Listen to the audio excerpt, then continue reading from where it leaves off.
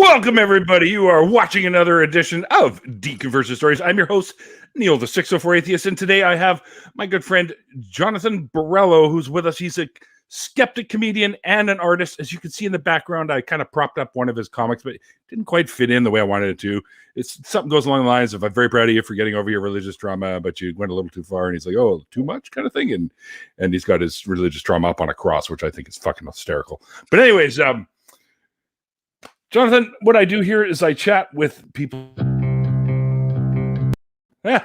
Oops, my fat finger hit the thing. Yeah, is that what you do here? Interesting.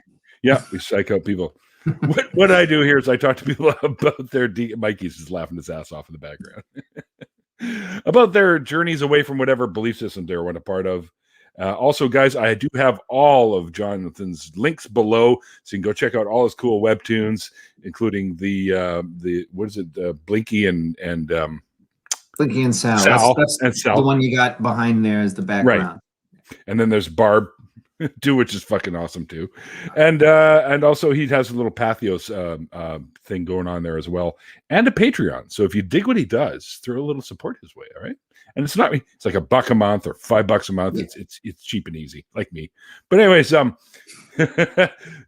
well, like I just said, Jonathan. So why don't you sort of take us back to when you're in the field of a belief and how you sort of stumbled your way out of it into becoming the somewhat of a cartoonist activist that you are today? Oh God. I'm sorry. Who? Yeah, I don't know. I was raised in a pretty religious household, as most people are in this half of the world. And I don't know. Like it was, we actually raised a Pentecostal. I was literally talking about this today with my roommate, and how growing up, people getting slain in the Holy Spirit were like fall back and they do the tweak outs, and they had the speaking in tongues and things, Oh, joy. Yeah. Chewbacca, Chewbacca, Chewbacca, Chewbacca, should have bought a Honda, should have bought a Honda. All great stuff like that. Did you ever ask them to repeat? You say, hey, I didn't catch that. Could you say that again? I remember it being very confusing because as a kid, like you kind of look at like adults as like, okay, they know what's going on and they have their stuff together. And then you go to like one of these church services, and you see a lot of people, like adults, doing very strange things that if you're not in that world, you don't see adults do that stuff. So that was a strange thing to be exposed to, I think. And I guess it's colored how I view adults now in a way. Yeah, for sure. Yeah, go. What? Oh. Steer me, please. I don't know. I'm just going to ramble, and it'll be. What are you doing? That's perfectly okay, man. So were you guys like churchgoers? Did you go like often and have to sit through all that boring crap? Yeah, I mean, it was a big part of the culture. Right. I mean, this was who we were. This is where family was, and like we, generations of this has been our faith. Like we all went to the same church. It was like my parents and me and my grandparents, and then we had my cousins and uncles and aunts all in there too. And there was like other like relatives and people who just become friends of the family. So like it really did feel like you're going to like a family thing when you go to these things. And as a kid, like it's very confusing. I remember I did not like singing. And I would always be like, why are we, I hated singing in school. They always made us sing in school. And like, why would they make us sing in school? I don't know, like America just guzzle our jizz. I don't know what songs. There were weird patriotic songs and songs about rainbows and stuff, like Raffi. We did a bunch of Raffi. People know Raffi. Oh yeah, they know Raffi. Everyone knows Raffi. He's a great. Yeah, so I remember there was a lot of weird stuff in church that I didn't quite get, and I would try to get out of going too as a kid. But after a certain point, like I remember I internalized it, and it became like a very real thing to me. And I was like, no, I believe this with all my heart, and this is the most important thing that you're supposed to do. And I would try to bring friends to. I still kind of regret this. I regret taking school friends to church with me. I feel like that was a racket. So they were no longer friends with you? Is that what you're saying? No, well, I don't know. So they've drifted apart. I guess I haven't seen a lot of them in many years, and I hope they're doing well. I honestly don't know, but I wonder, did that cause any whatever I'm in therapy for? I hope I didn't instill that in other people. Right. Basically, and I don't know. Is it? Yeah, go. Well, I just was curious. You say you're in therapy. Are you in therapy because of religious trauma? I mean, you're in therapy because you want to be in therapy, and I've chosen that's the reason for it. I'm sure I got a whole bunch of other stuff I probably got to work on. The real reason I started going to therapy, which, by the way, very personal question. True. But it was because I didn't like carrying around resentment for a lot of the religious indoctrination, and like feeling like I'm being haunted by a lot of like thought patterns that were like instilled, and like, this is the way you're supposed to see yourself. You're supposed to have a lot of, they would never say that you're supposed to have a lot of guilt, but that's kind of what gets instilled in you, even though that's not as advertised, we'll say. Right. And just a lot of like other like weird stuff and shame and not feeling like you can be yourself. And again, this is like, all my relatives would disagree. They would say that this is not what their religion is, but I mean, this is kind of what it was taught, how it was interpreted, I guess, by me. And maybe I got it wrong. Well, I don't think so. I think they intentionally, if you start to show like signs of being dissident towards the beliefs, then they sort of guilt you back into coming back into the fold or something along those lines. So you're not far off, you know.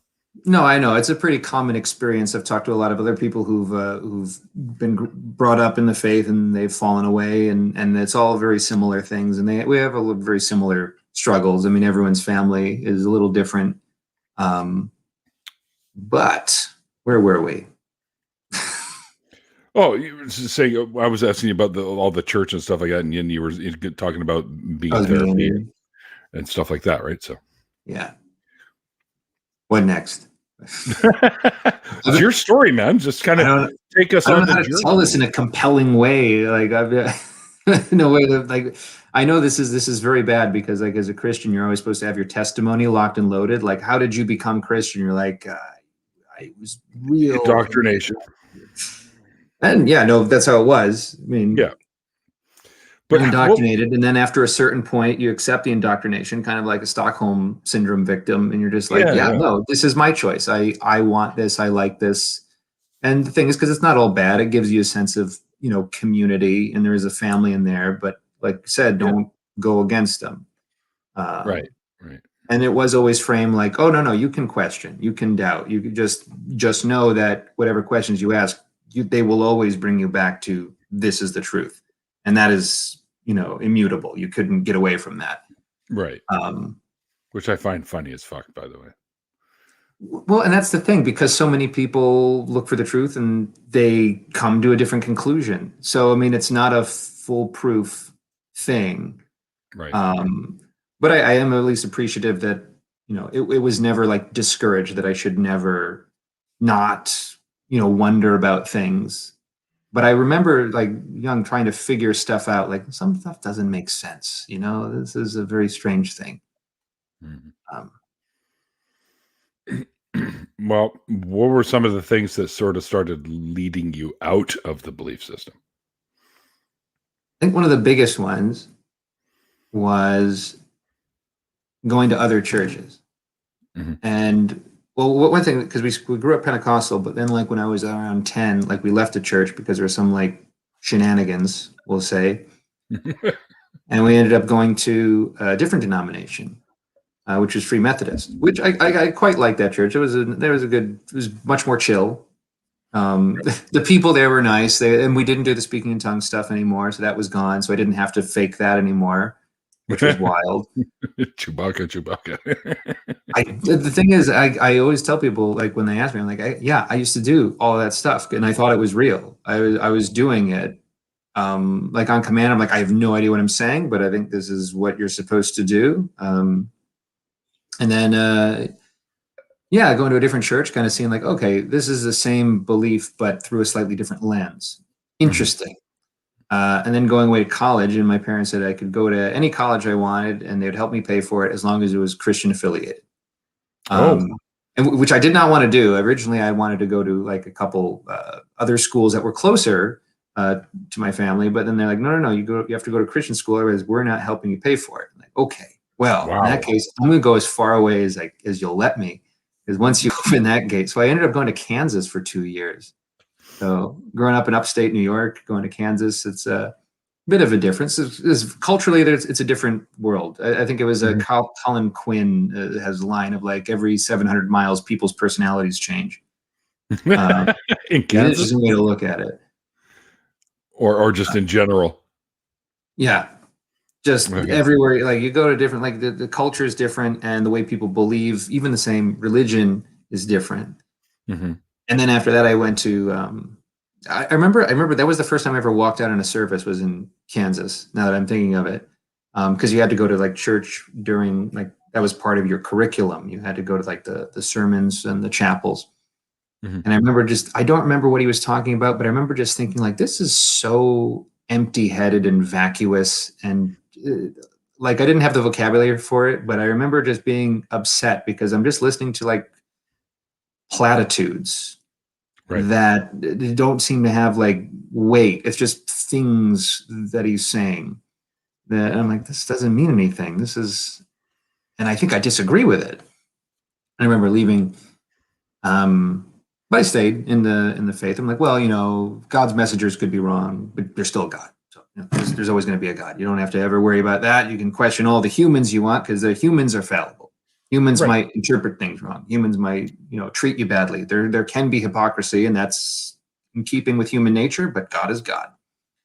Right. Um, And so that, for someone with a belief, that's actually kind of rational. So, yeah, I mean, I mean, the thing is, one of the other things I found interesting because then after Kansas, I went to California. I was still going to church there, and I went to a couple different churches there. And I like some of the community outreach. Like I still think a lot of the stuff, the church does some good stuff, and I can't, Mhm. fault it for that. Like some of the community outreach, like helping, people clean up their houses and stuff. I mean, there is kind of that tag of like, but can we pray for you too? Um, Yeah, of I course. mean, that's their prerogative. I'm like, yeah, fine, you do your thing, guy. But I like that someone's helping. Like you could do it for religious reasons or not, but as long as someone's doing it, I think it's good. I think Um, just helping people without the baggage is the better way, but I would they agree, have they but have I'm their not going to yell at someone if they're helping me and they have an ulterior motive per se. If someone's helping me out of the water and I'm drowning, and they say like, by the way, I'm only going to help you out and if you let me pray for you, like, fine, fine, just save me for a minute. Do whatever you got to do, but this is more important. yeah. Um, No, so the thing is like seeing people worship differently. And then also kind of when I was starting to have some doubts, I got hired to teach English in South Korea. Mhm. And I was Ooh, kind of like wavering at times because I was living with I had some conversation with Calvinists, and that was always kind of disturbing to me, like that whole thing. Because then, and I did a whole paper on Calvinism versus Arminianism, the mhm. ideas like predestination versus free will. And the thing is like I guess my tradition I was brought up was much more Arminian, although we never used the terms. It was just that was just part of the ideology. Sure. And I remember thinking that was odd, and like because we're looking at the same book and sometimes the same scriptures to defend very different, views. And it's kind of like how people use the Bible and some of the same verses to like defend abolition and slavery. And it's that sort of line where it's like, well, if the book says everything, it ultimately says nothing. Mhm. But I remember driving cross country from California to New York back to see my parents one last summer before I go away, leaving the country. And driving through Moab, Utah, and Monument Valley. And I remember looking at like all these beautiful rock structures and everything was so amazing. And driving through, by the way, if you've never done this, driving through Western Colorado is some of the most beautiful. It's my God, it's so good. Mhm. Um, And I remember, like, had it been a few years earlier, this is what I would always do in this kind of cheesy way. If I would see like a sunset or something really pretty in nature, I'd be like, God, God's quite the painter, isn't he? And it's kind of like silly and cringy now, maybe, but like when I was driving cross country by myself, I remember thinking about it like, I don't think this would look any different if there was no God. You're right. Which is like a kind of a scary thought if you're deep in this world, and this is like the first little like what's going on here, because I remember I was looking at it, I'm like, well, I kind of understand a little bit of geology and how rock formations are going, and I understand that like the beauty of this landscape is kind of subjective, and someone else might not have even the same idea. And if we're going to say that like beauty in nature is evidence of a God, then what is horror in nature evidence of? And what is any of this? And I remember feeling like quite agnostic on that ride, and that was kind of scary. So I cranked the music and I drove the rest of the way. It was like, it's 50 hours by car. It's great. Recommend it. By yourself. Do it. Get introspective. Yeah. What tunes were you listening to? Or can you remember? Oh God, I don't even remember. Wasn't Devil's music, was it? I think Metronomy was one of them. I don't know. I don't remember all of it. I had a bunch of like mixed CDs that my friends had made. God, I miss those. There was a mix of everything. It was so good. And I remember when I got to New York, talking to my dad and talking to my mom privately, and I remember mentioning to my dad, like, I've been having some agnostic days. Like, I don't know how else to express it, but I'm feeling like that this doesn't always make sense, and I don't think I know that this is true. And because I remembered I had gone very sillily on mission trips when I was younger to Dominican Republic and also to Northern Ireland because they need our help. I went to Northern Ireland, and I remember staying with this guy, this Irish fella. And he's like, you guys know you're saved? And everyone's like, yeah, yeah, yeah. And I said, I mean, I think that's ultimately God's call. I don't know what, I mean, I feel presumptuous to say that I know what God's judgment will be. Because in my mind, God's demand for perfection was so like impossible. And like even the idea that like just believing that Jesus died on the cross would save you somehow is like, well, that can't be. That's no, I don't know. I don't want to be presumptuous. I believe all this stuff, but if I do get sent to hell, I'll deserve it because I'm a piece of garbage and I'm worthy of only torture. Because that's kind of what I was taught. And the guy was so upset by this, and he kept showing me Bible. He would not let me leave the house until I said I knew that I was saved. So I said, okay, I'm saved. I know it. Can I go drink now? Yeah, it's Ireland. Yeah, it's a mission trip, so no. Oh, damn it! I know, not as fun. Yeah, so I remember just, and I went to Korea, and then I was still weirdly going to church in Korea, and I think that was another weird thing. This is kind of where it broke for me. Hearing a different church speak in tongues, because tongues, like speaking in tongues, like it's okay, it's debatable what it's supposed to be, but most Pentecostals that I know, most charismatic people would say it's like God's language. You're speaking God's secret language. That can be decoded, and you can have like an interpreter, because usually what you'd have in a Pentecostal church, someone stand up and say some gibberish, and then they sit down and someone else will stand up and say a Bible verse or some general like platitude like of like positivity, and you'd be like, oh, okay, it's nice. It goes, maybe that's what happened. But hearing tongues in Korea sounds different from tongues in the United States. Well, sure. Almost as if the sounds in your mother tongue are kind of the dictating factors for your brand of nonsense language. Yes. Right? Yes. So hearing that was kind of alarming to me.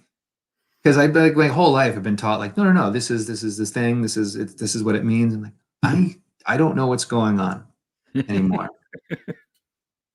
And one of the things that kept me going was like, I remember my father saying like, you can never disappoint me, son. I'd always be proud of you, but I would be devastated if you ever lost your faith.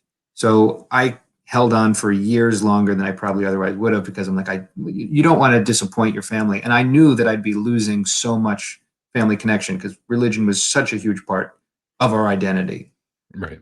And like, to leave that was like, I wasn't ready. You don't want that. So I remember like it being in my room by myself and crying and praying, like, God, I'm losing my faith. I don't know what's going on. I just, give me something, give me your faith. And because I remember like that was one of the prayers that God answered several times in the Bible. When people asked for faith, he would always answer that one. I'm like, well, that is what I need. And I think I need it more than ever. And so he made me an atheist. Or eventually it just kind of clicked, where I'm like, I could be praying to anything, because if the answer is always going to be yes, no, or wait, you could kind of pray to anything. And those are the only three options, no matter what. If you do nothing, the thing will happen or won't happen, or it will happen, but later. Like, you've removed nothing from the equation by adding prayer. Right. The efficacy of this practice was called into question. And it really wasn't until I discovered that it was possible to lose your faith because I didn't know anybody that happened to. Right. So like that was kind of the thing going online. And I remember like I was talking, before this happened, I reached out to like all my old religious professors. I reached out to a lot of like online communities of Christians. And I was trying to I was reading all these apologetics. I'm like, why doesn't this make sense? How come I'm reading like the greatest minds in this religion and they're not convincing, or I can see problems in their logic? Like, they know the target that they want and they're drawing the bullseye around it, like, see I'm like, yeah, but this logically, this doesn't flow. How come all these people can think C.S. Lewis is a genius, but how come I don't seem to share that? Like, not that I'm a genius, but like, how come this No, is I don't think that's what you meant by logic? that. Yeah. So I remember then I admitted to myself that I didn't know, which is kind of a scary thing. I remember I looked out the window, which was just looking into another building, because like the buildings are so close. It was like 3 feet and then another wall into the window of the next guy's. Wave to the I remember neighbor.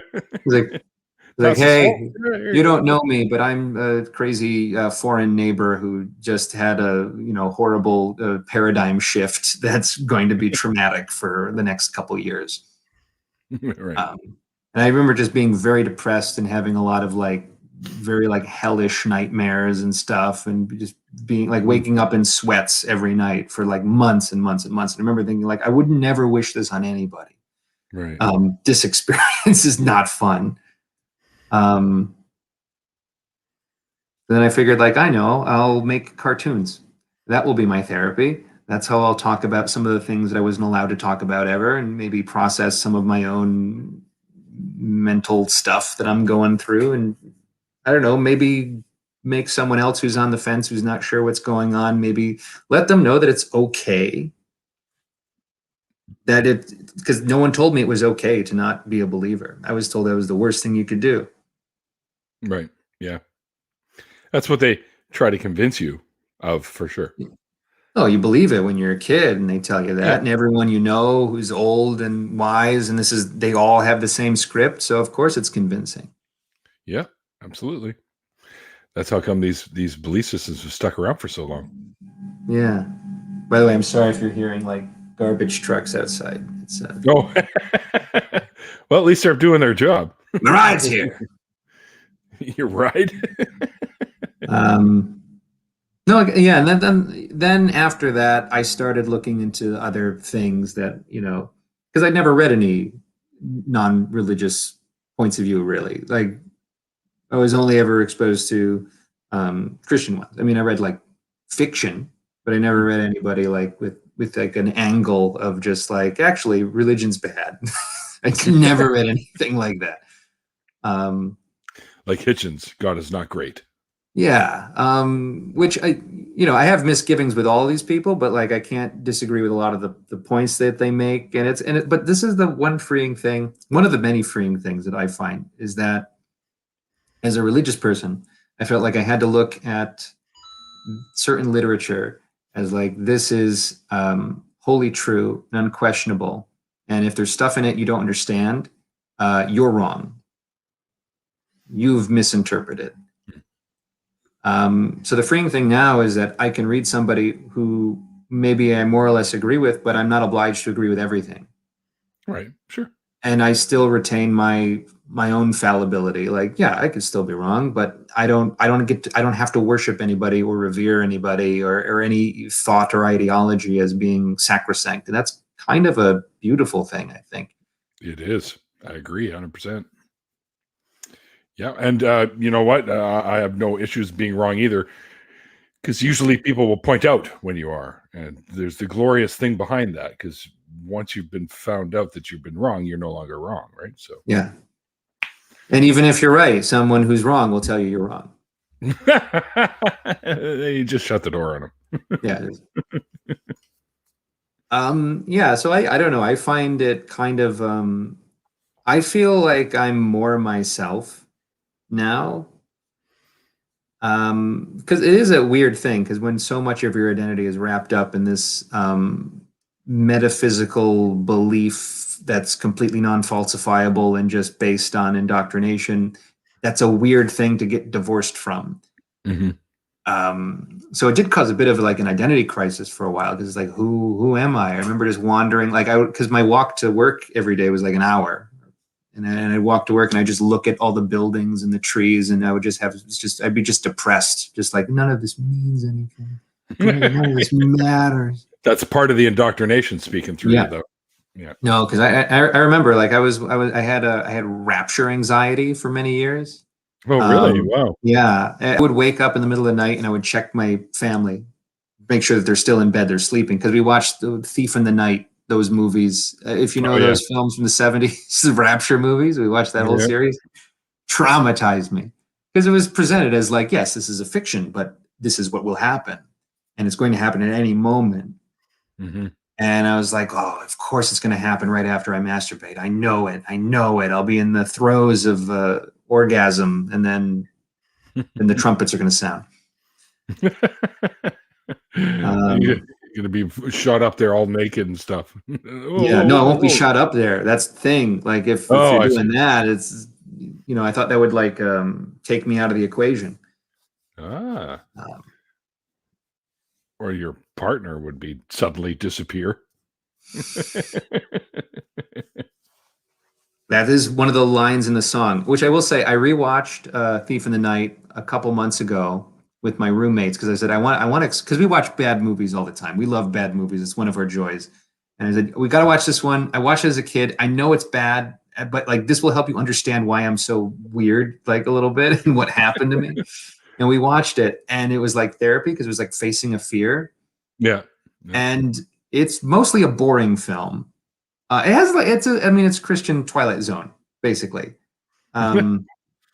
And the twist is okay, but it's such a long build up, and the movie can't figure out who the protagonist is, and it's just meandering and preachy, and it doesn't really do a good job of being a movie. But I'll say that opening song kind of slaps. It's haunting, and I think it's maybe morally broken, but I like the song.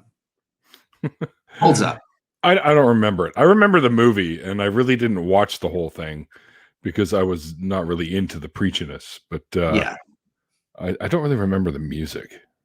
When you watched it, were you a believer, or were you outside of that? I was already, I think when I watched it for the first time, I was raised Jewish, so it's completely different for me, right? So, by the way, is Christianity is that cultural appropriation of Judaism? Yeah, in a way, yeah. Good. Well, good. Jesus was a Jew, right? So, what? He's black. No. He's also Korean, apparently. Yes. Well, that was another thing. I find that very interesting, because you go to different countries and you see their depictions of Jesus, and he's always a little bit local looking. Yep. And the same thing with Buddha. Like, because if you go to China, if you go to and you go to Thailand, and you go to like any other like Buddhist country, like, different guy. Yep. It's like, if that's not clear. And it's also not, if it's not clear that like where you are born is going to dictate, probably with pretty good accuracy, what religion you're going to be in and what gods you're going to believe in and what your values are going to be. And it has, oh my God, someone owns The Thief in the Night and the I'm sequel. so sorry, Tons of Mice. I'll be real. I watched the second one and I didn't even make it through the third one. And I know there's a fourth one, which I've never seen, and I probably never will. But well, yeah, the part of the one I saw was enough for me. yeah, it's enough. Yeah, exactly. So, do you guys often watch that movie, or like just bad movies in general? Do you guys? We watch bad movies all the time. Like we watch good movies too. God is an Englishman. Beatrix Potter character said that. Look at that. Yeah. I thought God was Canadian, but okay. Oh yeah. Well, he can't be because God never says sorry. Oh, I'm sorry. Yeah. Can you imagine? Yeah. What did I flood? Oh, I'm sorry. You should be apologizing for fucking creating Canada geese. That's all I can tell you. What you got a problem with Canada geese for? They're lovely animals. Oh, they're horrifying. They shit all over everything and they just attack you for no reason.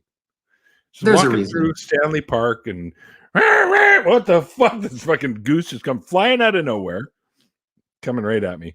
I don't know. If you were another animal and you understood, if you were another animal, serious question. If you were, let's say you're a goose, a Canada goose, why not? Sure. And you had a vague understanding of what humans were in the grand scheme of things, wouldn't you attack? Okay, all right, that's a I valid would point. shit everywhere. I know that much. That's a valid point. What you motherfuckers are doing to this? Yeah, I got you. I get it. I'm like, look, I mean, we deserve it. We have it coming. Sure, why not? Yeah. They'll be the first to let us know. I'll guarantee you that. Look, we have highways and digital watches and the internet. Like, we can take a goose every once in a while. Neil the 604 Goose. Canada Goose. Come on, Canada man. Goose specifically. Yes. You're right. Well, being Canadian. Yeah, hit one on a bike and see if you think they're pretty. That's a nice color, red, all over the fucking place. Don't think I've hit anything with my bike yet. Me either. Well, I haven't had a bike since the late 80s, but that's okay. Canada geese-proof reincarnation. Well, can't argue with that. All the ones that attack you are the people you wronged that died, and then they come back and get you. That's the guy. He cut me off in traffic, and I live again for this sole purpose of attacking him as a goose. With an attitude. So now that you're out of the belief system, how'd your family take that? They're processing it in their own way too. Like, I'm trying to, like I said, I'm trying to let go of a lot of like the resentment I have. And I think I have gotten a lot better, because I know like everyone goes through an angry atheist phase. I feel like when it's fresh, because you feel lied to, you feel like your whole reality is false, and you're like, what? How come you didn't tell me? And you think, or I thought, oh, if I just express my thoughts well enough, people will see what I'm talking about. And they won't be mad, and maybe they'll understand. And no, that doesn't. That's not how it works. It's not how anything works, or how people change their minds. Yeah. What was the question? Oh, how do they take it? Yeah. How are your folks like? What's your relationship like with them now and stuff like that, with your family and stuff? I mean, we try not to talk too much about, like, I'm a sort of person who I would love to be able to converse with someone. I would love to be able to converse with my parents pretty openly about the things that I think and feel, but I know we can't do that about certain topics without it getting too hot. And so we kind of, our eyes set boundaries and say, like, I don't want to talk about these things. And my father's a pastor. He became a pastor after he retired. He was a teacher for many years. He was a history teacher. He was my teacher, actually, in high school for a couple of years. Wow. Small world. It was a small town. Mm-hmm. So I think it was very hard. And the thing is, I wish I could take back the way I came out, because like I did it through a series of emails, and I was in a foreign country, thousands of miles away. This was when you were in Korea, or? Yeah, I was in Korea at the time, and I thought, I know if I could just express what I'm going through, it will be understood. And I don't know what I was expecting, but it turned into kind of, I think it was taken as an assault on his beliefs, because in a sense it kind of is, because if you live in in that sort of worldview, any expression of doubt or disbelief in this house of cards threatens it. Yep. And because this is another thing I kind of realized, is like there's no one, everyone's worshiping kind of their themselves, or the ideals that they esteem to. Sure. Like there's not a consistent face of God across any singular religion. Like everyone, No, there's not. If I sat down with my mother or my father or my grandfather or my sisters, and I really probe them, they would have kind of different gods that would be like similar, because culturally they'd be there in a similar geography, but there'd be their personality in it. Yep. And I find that to be quite telling. Yep. But so now I'm just like, I don't know what's going on, but I'm going to try to be a good person, leave the world a little bit better. Make some art, make people laugh. I don't know. Just well, you've made me laugh multiple times, so just reading some of your strips and stuff, they're now great. I can die. They're so funny. Like some of the stuff, it just cracks me up. I think they're great, and I highly recommend you guys out there listening to check the link below for his webtoons and stuff, because there's some funny stuff there. I think you've done a really good job at taking your emotions about all of this and putting them onto a piece of paper in the form of a comic strip, and being able to release those demons, so to speak. Yeah. Because the way you put it all together, yeah, dude, you're onto something. I think you do some pretty good stuff with it. Oh, thanks a lot. I think the strip is toned down a lot. If you want to see the really the darker stuff, I would say like the first couple years, which is compiled into a book that you can buy, probe it, or gonna plug it. I've got your website linked down there, and I think yes, and you'll find the books are all linked there. There's 3 books. There's a 4th one coming out, hopefully this month. I'm all over that. Yeah, so there's the first one called Straight from the Pit of Hell, which is a title that I took from my grandmother, who I love very much. But she would always say that when she would look at my artwork as a kid. She's like, why don't you draw like flowers and suns and happy people? And I would draw like dinosaurs ripping people apart and stuff. And she'd be like, awesome. That's all you wanted as a kid. Like I love monsters and I love hell yeah, dinosaurs and stuff. So this is one reason why I do the cartoons I do, because I like weird creatures and goblins and stuff. Yeah, the way you got them all, like with the exaggerations and stuff like that on some of the facial features, is awesome. Like Blinky the bat is my favorite by far. Yeah, he's my favorite. I'm buying one of the fucking stuffies. I'm telling you. Oh yeah, that's right. The stuffed animals are out now. Like I'm so happy that Team Manticore. They're the reason I started doing the comic again, because I retired it for a while. Mm-hmm. I'd been doing it for 6 years, and I thought, I've said all the things I got to say with these characters, and I've probably done enough damage to my family with making these quite public. I want to start to maybe do something else, and that's when I started doing Barb. But then Team Manticore was a big fan, and it's a husband and wife team, and they do stuffed animals and plushies and things, and they made a custom. They made a custom Blinky and sent it to me on a whim. Oh, look at that! And they sent a note, and they said, like, we just really like your stuff. And I was so moved by that. And I actually, literally, as soon as I got this down, I texted him. I said, "Thank you so much. This is great, and it means a lot to me, because I felt like who reads your stuff is what I was thinking. Like, who reads me? Like, no one reads this stuff." Oh well, you already know at least a few. Well, now I do. So that night I got my pen, and I did an original Blinky and Sal, which I hadn't done for a year. And I thought, like, you know what? I'm going to contact Pathos and see if they'll have me back on there. And then I kept doing Barb, and now I'm still doing Blinky and Sal. Awesome. It's been a journey. Awesome. Don't stop, because there's some good stuff. Barb, I only just started checking out, so I expect to see some good stuff with that one too. It's Are you Calvin all grown up? Please say yes. I wish. I love Calvin and Hobbes. I mean, anyone who does comics, especially because I do like more gag comics. I don't do like, superhero stuff so much. So of course, Calvin and Hobbes is like one of the biggest inspirations.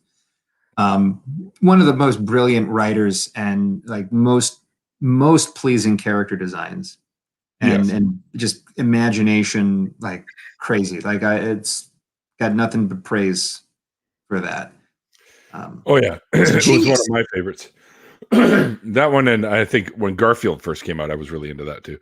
But I was always a big Calvin and Hobbes fan because it reminded me a little bit of how I was as a kid, right?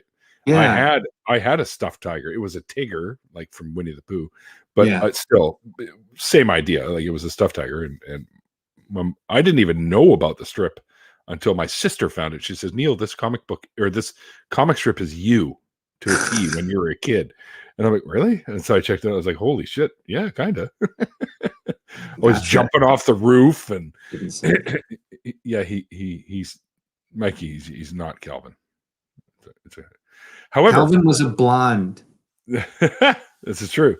And there's a updated one that I think got launched. I don't know how much of it has been done. I don't think Watterson's doing any more, but it was Calvin grown up with his daughter that he passes Hobbes off to. Really? Yeah. I haven't seen that. That's amazing. I always feel a little wary because I know Gary Larson came back briefly, and is he still doing the thing? He's one of the biggest influences on me. Oh, Larson was fantastic, man. Like when I was a kid, they would try to give me like books for young adults or like picture books to read to teach how to read. And I'm like, I hate all this. This is shit. I want to read. What is this with the weird bulbous people and the cows and stuff? What is this? I want that. Tell me why this is funny. And so this is all I would read as a child. Was I would open that. Then Bloom County was the other really Bloom County. Yes, I love Bloom County, especially when Opus and Bill formed Death Tongue, the band. Oh yeah, which was fucking amazing. Bill playing his tongue, which was great. And did you know? I think it's a Billy and the Boingers bootleg was one of the collections they did, and it had the album. There was a vinyl. Oh, perfect! You got Bill the Cat. Yeah.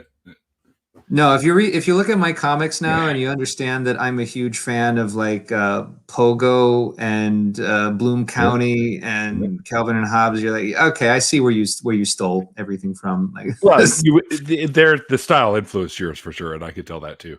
Yeah, a little bit of Looney Tunes as well. Like I don't know, I really I like what I like, and steal from the best.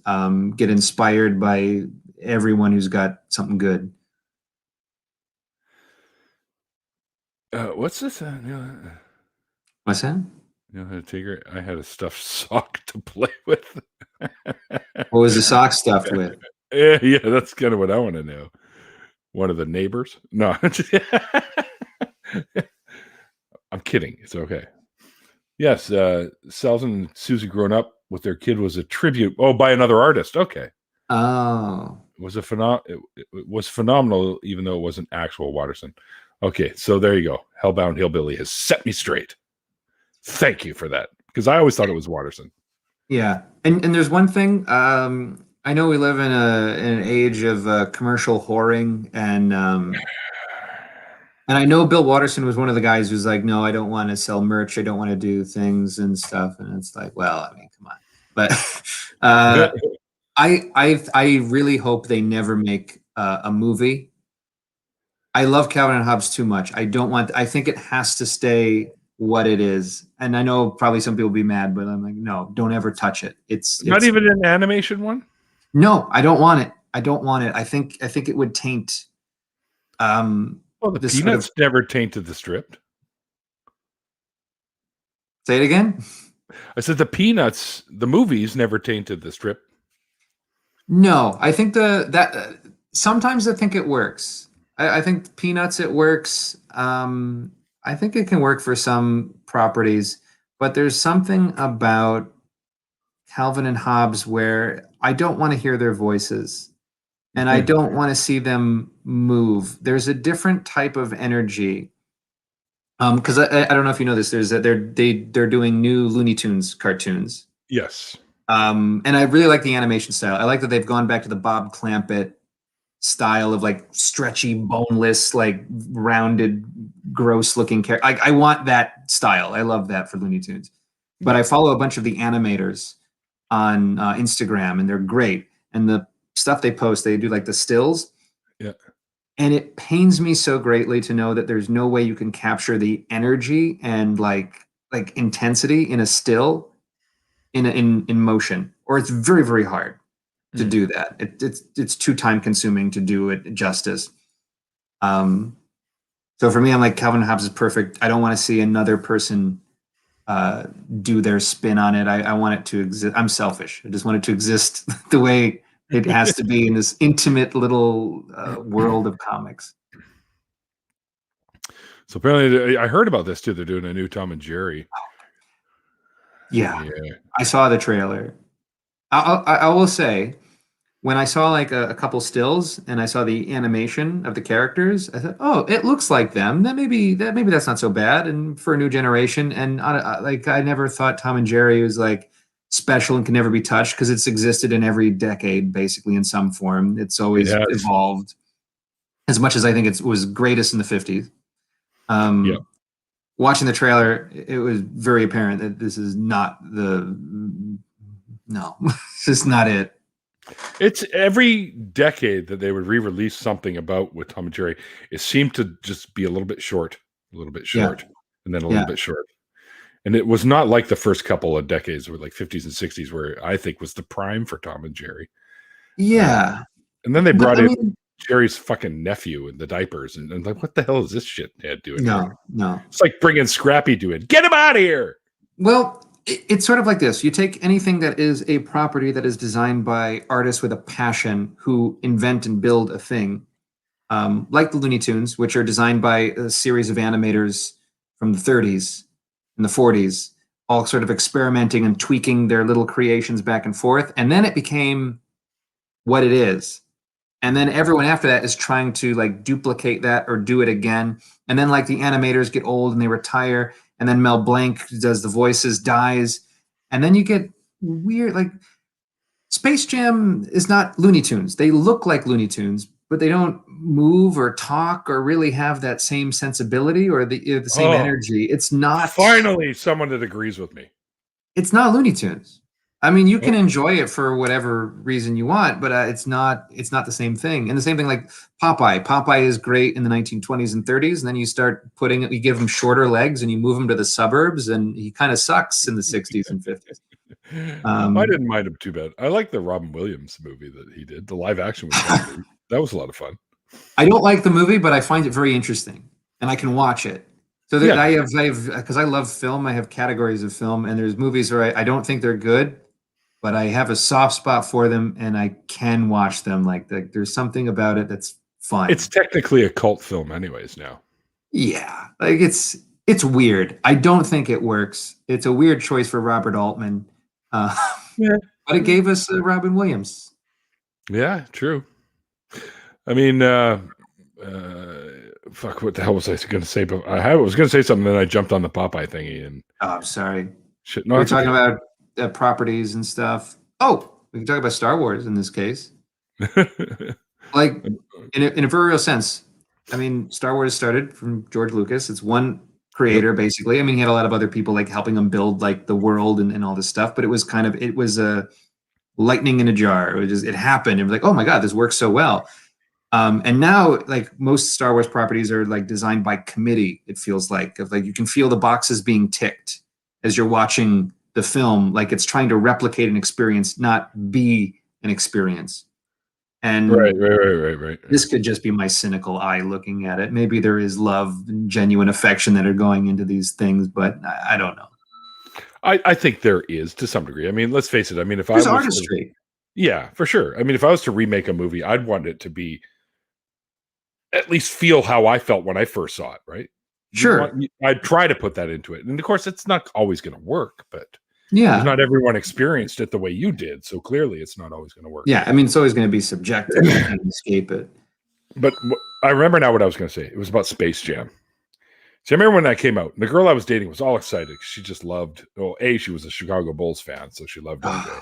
And so she, oh yeah, we got to go see this. We got to go see this. Yeah.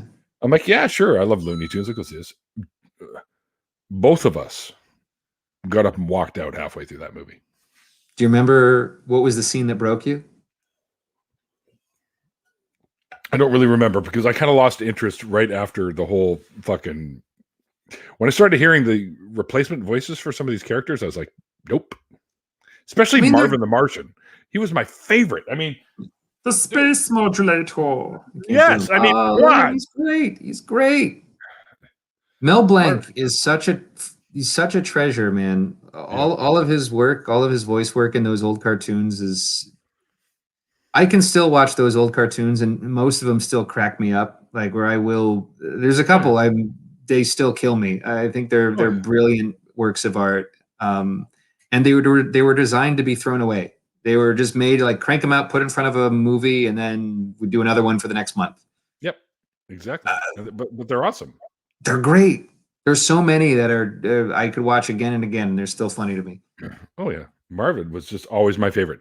Him and Marvin was your favorite. Oh yeah, he was my favorite, and Tasmanian Devil.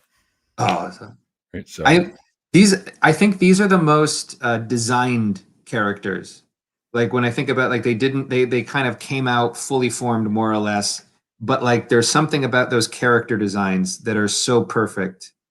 I love character design. I like really compelling character design. And Marvin the Martian with like the Roman helmet and the giant sneakers and like what is his face? Is it supposed to be empty? Is it supposed to be a bowling ball? Like what is that? It's the void and it's his eyeballs. Yeah, right? It's and perfect. He's the reason I wore Converse sneakers as a kid. Oh my god, he's a perfect character design. Like I love that. Like I love Bugs Bunny and Daffy Duck, but they're still like there's only so much you can do with a duck and a rabbit when you're anthropomorphizing them. And then Tasmanian Devil is great because they didn't look at a single picture of an actual Tasmanian Devil. They just what if it's just a shoulder pads with a mouth? Like, that's it. Little ears that look like horns, given the devil. Perfect. Right? Like it doesn't. Right. So, right. And Kelly, there's Bill for you. Right? There you go. He's perfect. I used to bring him in my car and I'd put the seatbelt around him and then drive around with him in my car all the time. You know, that's what I used to do when I was really little and I was I was teaching myself how to draw cartoons. I would copy my favorite cartoons onto like little I did Bill all the time. I did Bloom County, but even more than anything else, I did some Peanuts, but I found the character designs weren't interesting enough for me. I love Peanuts, but it's pretty basic. But very effective. I think they're very like efficient in what they do. Large heads, right? But one of the ones I really liked, and I don't even like the writing so much, but I loved Mother Goose and Grimm. I love the thick, fat, inky lines. Yeah, and it has such a weight.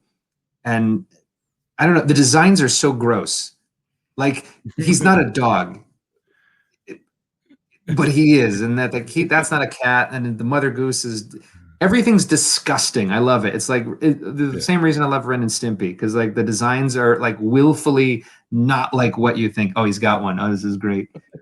Ren and Stimpy. Oh man, you are my. This is my candy right here. Yeah. Well, then I got a Tigger, and I kind of later on in life when the whole Japanese thing started popping out, I fell in love with this little guy. Oh, he's great. Domo's. What is his name? I don't know his name. Domo. Oh. Yep, that's Domo. Actually got one in a box back here. Little Domo right over there. Ooh, that's gonna be worth someday. Don't you open it? I haven't opened it. I have one that's. I have a what do you call it? A stuffy of Lobo from DC Universe. It's a DC Select, and he's one of my favorite DC characters. I would love to see a Lobo movie. There's one that was a fan-made movie on YouTube, which was the paramilitary Christmas special, where he goes, where the Easter Bunny hires him to kill Santa Claus. You probably I might look like that up. 5 copies of that comic. It's good, and they picked a guy who was, he did a pretty good Lobo, but the guy they chose for the Krypton series to do Lobo was really good. Ooh. I really liked him.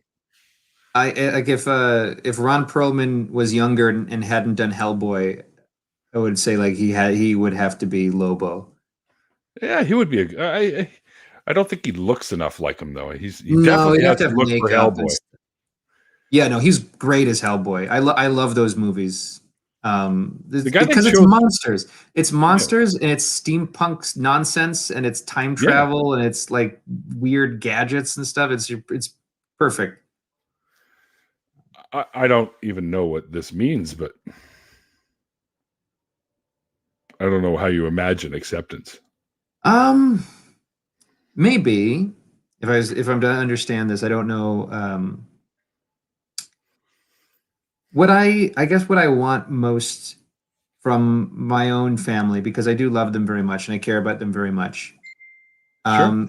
I want to accept them, for what they are and what they believe, and not think less of them for it.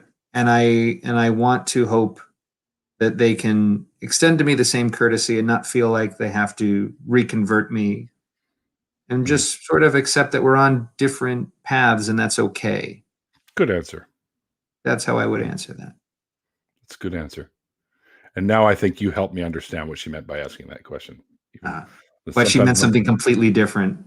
Maybe. But I was like, dude, I'm sharp like a marble sometimes. So what's this Atheist Chico had? One of my new TikTok buddies. J Mike. I know who J Mike is. He made it with you in it. I'm in one of J Mike's. Really? Why would he do that? Okay. And she says you understood.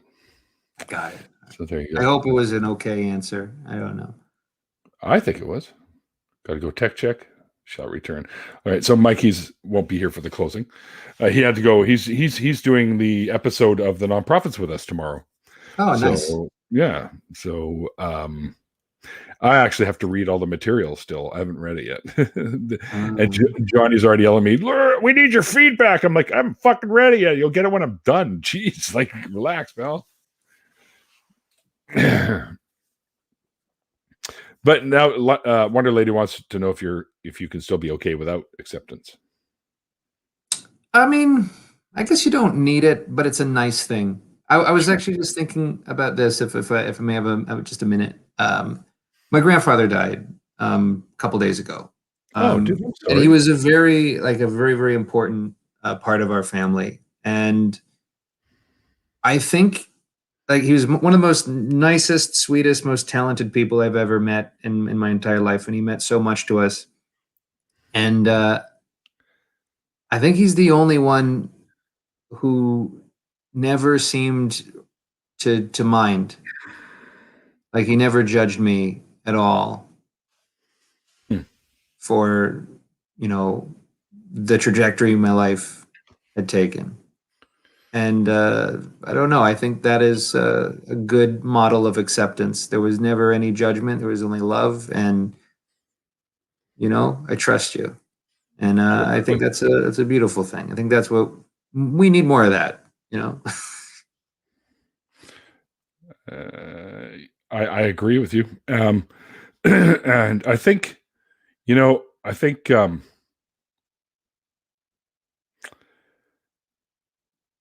anyone that can be religious and then or something of that ilk and still be okay with someone who walked away from something like that and still demonstrate that you still care about them and still love them, I think that makes them a much better person than most of the people of that ilk who can't for some reason do that. I mean, the thing I find so frustrating about all this is that these are mental barriers. These are not physical barriers that exist between religious and non-religious people. It's a weird thought you have about some unprovable realm of metaphysical, hypotheticals. Right.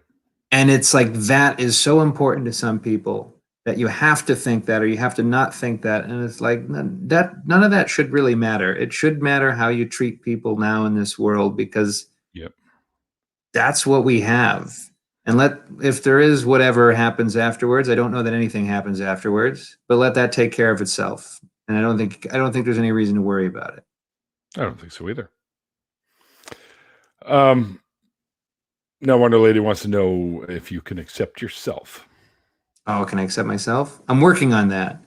I think I don't know that you ever get to a place where maybe you do. I think it's a journey. I think for a lot of people, it's a daily reaffirmation that I accept myself. I am who I am, and I think that's fine. And still want to improve, still want to do better. I think you can still have that goal. But that doesn't mean you can accept yourself as you are thus far. That's true. I think I'm at a place now where I do. Me too. It's taken me a while. It wasn't easy. But yeah.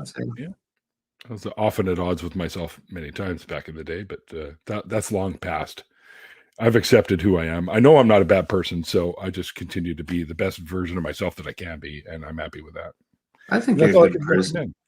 Oh, man, I don't know you super well, but you have such a warm, pleasant demeanor right now, and I don't know. I just the couple podcasts I've been on with you, you're just such a lovely presence, and I think that's great. Thanks, I appreciate that, and I think the same of you, man. I think you're a really cool guy, and you've got a great sense of humor.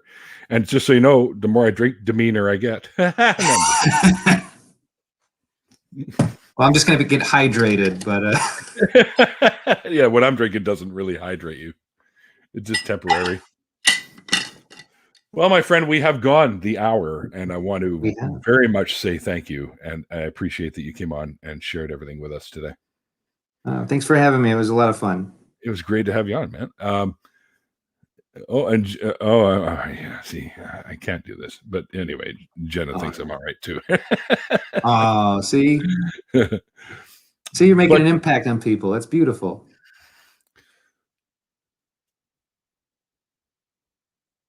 Okay. These questions are supposed to happen during the hour, Faye. Does he still lack a connection to life without a godly purpose? Wait, do I lack a connection to life without a godly purpose? So wait, that would mean did I lack a connection to life with a godly purpose? I don't know that part of it is true. I don't know if I fully understand the question. I think I'm still connected to life no matter what, if that makes any sense. I don't personally, but I gave up the God connection a long time ago, traveled down different paths of paganism, Wicca, you name it. And I think that's why I didn't have the angry phase, is because I took other journeys and it just came to the realization that it is all fucking bullshit. All these world beliefs, religions, and they're all man-made. All of them. I've always been fascinated because I know a lot of people who grew up Christian and they became like Wiccans and pagans. Mm-hmm. And I've always felt like that's a strange, it's not a strange trajectory because it does make sense. It does make sense. Most of the holidays are ripped from pagan beliefs. Say it again. Sorry. Most of the holidays are ripped right out of pagan holidays. They're pagan holidays that were absconded or what's the word you used earlier? Not abducted, but culturally appropriated. Yeah, that's the one. Trying to say topical. Trying to be up on my Twitter vocabulary from like 10 years ago. Have you tried the TikTok yet? I'm too boring. I got nothing to TikTok about. Let me just draw my cartoons. Leave me alone. You can put those on TikTok, by the way. Can you? I don't know. Yeah. Just camera there, do a little filming, and then pop it up on TikTok. I feel like too much of life is online. I just want to be private most of the time. Like I hate that I tweet as much as I do, and I post on Facebook, and I feel like it's consuming my life. I'm like, it doesn't make me happy. Well, it's going to get busier because I've got the links to both of them right down below. Oh God. So please, if you've been enjoying this, waste more time on the internet. Click through my links. Please explore, read my stuff. Yes. It hopefully will make you smile. Highly recommended. It fucking made me smile. Lots of it did. It's some great stuff. You got a great mind for that. And thanks, your art, you can tell the influences, and it doesn't matter because you've made it your own. And it's The characters are just awesome. That's all I can tell you. I love them. Thanks, man. That means a lot. You've done well, my friend. And once again, thank you for joining me for the hour. We're going to do the after party, and I'm sure you'll be on board for that for a little while anyway. Sure. All right. So if any of you guys out there would like to join us in the after party, you can let myself, allow myself to introduce myself. No, so you can let me know, and I will send you a link so you can hop in here with Johnathan, myself, via Twitter or an email if you don't have Twitter or Facebook if you have them, or, in Chico's case, TikTok, now that I figured out how to do it. Oh, my God. Yeah. Anyways, thanks to everybody in the chat. I hope you guys had a good time with us.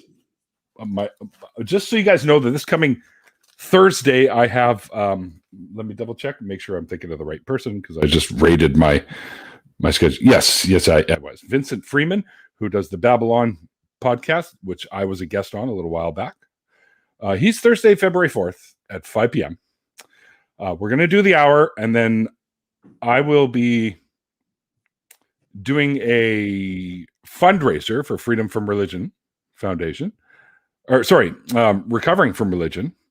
We're doing a fundraiser for them, and I'm going to be involved with that, but it's not going to be like an all-nighter thing. So Mike will be handling the after party, and then I'll be joining. I might be there in the beginning, then have to take off and then come back, and I'll join after we're done with that, because I'm only going to be in there for like 20 minutes to half an hour or something like that. So, but I'll be there with Aaron Ra, which should be a lot of fun. I like hanging out with him. Yeah. So that's coming up on Thursday. And I have also Abdullah Samir, who's an ex-Muslim, coming up on Saturday, February 6th, guys. And he's got a huge channel, and his content and his interviews that he does and stuff that he talks about is very interesting stuff. So I highly recommend you check out his channel. But definitely check out all the links below for Mr. Burrello, and you can follow him on multiple places and see his work, and let him know what you think. Send him a message saying, dude, I love it, or dude, get a different job, or whatever, right? So whatever you think, just let him know, because feedback is always good. Oh, yeah. All right, guys, don't forget, thanks to all my wonderful patrons. It's because of you guys that the show improves as best as I can make it. Also, don't forget to go and check out the True North Talk YouTube channel, which Randolph and I are coming up sometime, I think in late spring, somewhere around there. We're not even sure exactly when we're going to get it going, but it'll be a call-in show like the Talk Heathens and the Atheist Experience type stuff, where we'll talk to you about beliefs and stuff like that. So give us a sub over there, and there's a lot of funny little construction videos you can watch there, including one that was done to the stylings of Benny Hill with the and we're like bumbling around in fast forward. And also, one of the hosts, and Mikey, will be joining us for tomorrow's episode, along with the lovely Miss Jenna Mew, who's in the chat right now on the nonprofits tomorrow. So we're going to be taping tomorrow, and that'll be coming up on Sunday. So check it out. It's between Talk Heathen and Atheist Experience, about 3 p.m. Pacific time. Yeah, and get one of those things, because I have 3 sizes available. 3 sizes. And I'm most excited. They're doing all the characters, but I'm most excited for the stuffed Todd. Awesome. It's coming. I saw the prototype. It's adorable as fuck. Okay, cool. But I definitely got to get one of those ones right there. All right, and the last Saturday of every month, myself and Andy and Seamus do a little show called Atheists Drinking Out Loud, where we make fun of shit and just get drunk online. So it's a lot of fun. All right, guys, don't forget, Mikey also does a show called The Bin Podcast, which usually runs during the day when I'm working, so I rarely get to watch it, but I sometimes will pop in there and quote something while they're live. And that's where you'll also find him and Johnathan and the rest of the crew, whose names aren't coming to me right now. But guys, we're going to do an after party. So the link for that is below if you want to head over there and hang out. We'll be with you shortly. I always take a bit of a break after these. Thanks to my wonderful producer for helping me out. And then he bailed on us at the last minute because he had to go do something else. But that's okay. Why do I pay him? I don't know. But anyways, like I always say at the end of these interviews, guys, like the late, great Christopher Hitchens once said, it's called faith because it's not knowledge. And we'll see you guys next time.